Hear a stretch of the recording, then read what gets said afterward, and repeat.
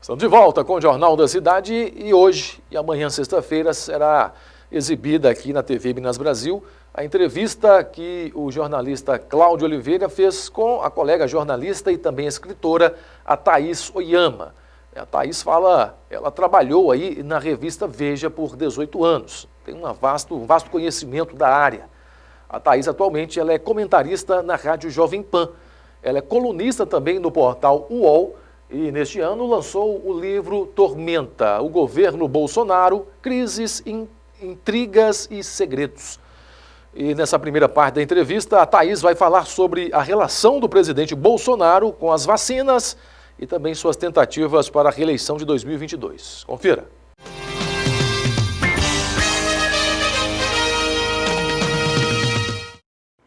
Olá, pessoal! A nossa sala de entrevistas hoje recebe com grande satisfação a jornalista e escritora Thaís Oyama. Thaís, muito obrigado por ter aceito o nosso convite e seja bem-vinda à sala de entrevistas da TV Minas Brasil. Olá, pessoal da TV Minas Brasil, é um prazer estar com vocês aqui. Cláudio, obrigada pelo convite, agradeço a todos e vamos lá. Pois bem, vamos para a primeira pergunta. Recentemente, o presidente Bolsonaro respondeu para uma seguidora que ninguém é obrigado a tomar vacina e foi mais além, tornando sua frase uma campanha oficial do governo no Twitter e até mesmo contra o artigo 3º da Lei 13.979, assinada pelo próprio presidente em fevereiro. Na sua opinião, Thaís, o presidente estaria, de certa forma, tentando fazer uma sabotagem aos métodos de combate à pandemia? O presidente Bolsonaro, ele tem as ideias fixas dele, né, como todos sabemos. Então, já teve a fase do nióbio, já teve a fase da cloroquina e agora vamos torcer para que ele não entre na fase das vacinas, né? Essa história de vacinas é muito perigosamente uma coisa que o Olavo de Carvalho, o guru do bolsonarismo, já falou na internet. Ele que é terraplanista, ou pelo menos não descarta a hipótese da Terra ser plana, ele que já disse que o cigarro não faz bem, mal à saúde, assim, não há provas disso e tudo mais, ele andou por uns tempos aí dizendo essa história de que a vacina pode não fazer bem. Isso é muito perigoso porque pode influenciar todo esse bolsonarismo aí que apoia o presidente e que segue ao mesmo tempo esse Olavo de Carvalho, esse professor de filosofia online. Então, acho que isso é uma coisa muito temerosa se isso pegar. A gente torce para que não pegue, né? Até porque é uma coisa muito triste, porque até há pouco tempo o Brasil estava fora dessa discussão sobre vacinas, não era um assunto aqui nos Estados Unidos há bastante tempo, e tanto assim que tem não só uma discussão absurda, né, sobre a eficácia das vacinas, como tem também uma politização desse assunto. Então, é fato que os democratas são, em geral, a favor da vacina e os republicanos, os que votam no Trump, são contra o uso da vacina. Então, isso é um absurdo que existe há bastante tempo nos Estados Unidos e que não tinha chegado aqui no Brasil. As pesquisas mostram isso, a Datafolha fez uma enquete sobre isso e mostrou que não havia nenhuma grande diferença entre os que apoiam o Bolsonaro e os que são contra o Bolsonaro em relação a adoção da vacina, a adesão à vacina, principalmente da Covid. E agora, com essas últimas frases do presidente, isso pode mudar e esperemos que não, né? Muito bom. É a Thaís Oyama aqui na nossa sala de entrevistas e vamos para a próxima pergunta. Já visando, Thaís, as eleições de 2022, o presidente tem se esforçado bastante, né, para conquistar mais o eleitorado através do auxílio emergencial. E em uma de suas colunas no portal UOL, você afirma que o presidente tem grandes chances de crescer ainda mais. No seu entendimento, o presidente vai continuar empurrando o auxílio emergencial e ir configurando para outros nomes, como o Renda Brasil, né, vai para sair vitorioso em 2022?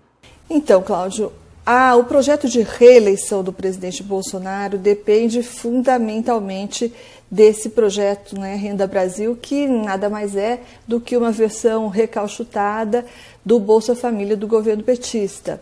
Então, ele depende disso, ele depende de uma política que segure o desemprego e ele depende novamente lá da habilidade dele de segurar, de manter essa base no Congresso, essa base de votação dele na Câmara.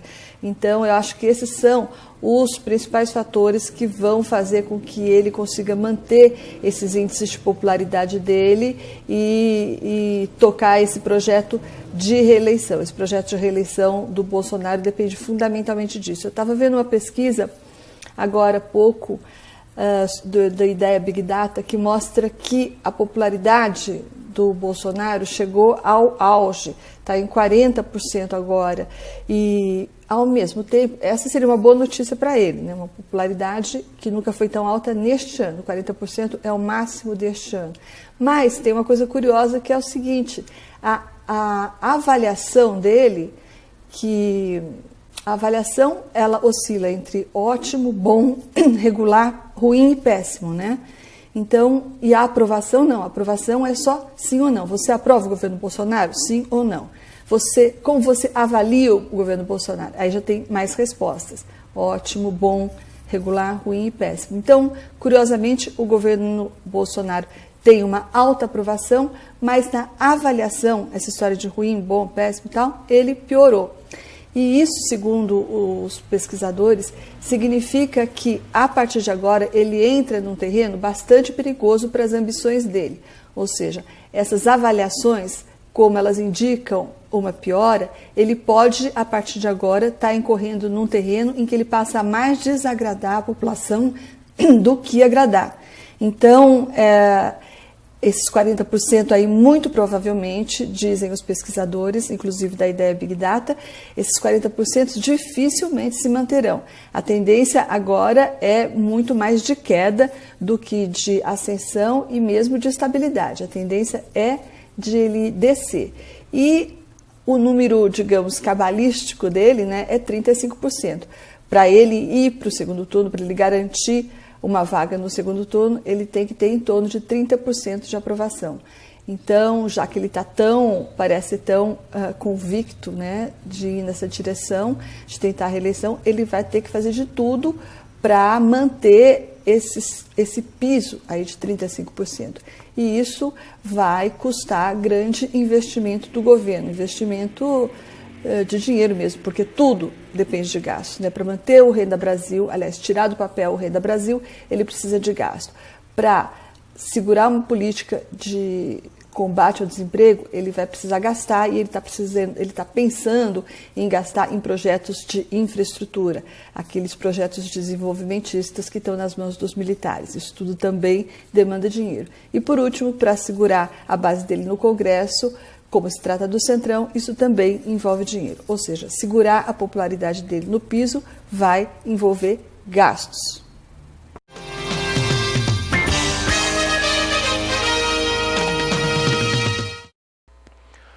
E amanhã, né, na segunda parte da entrevista, a Thaís vai falar sobre o apoio do presidente Bolsonaro nas eleições municipais deste ano e também vai contar para a gente como foi o processo de produção do livro dela. Você não pode perder.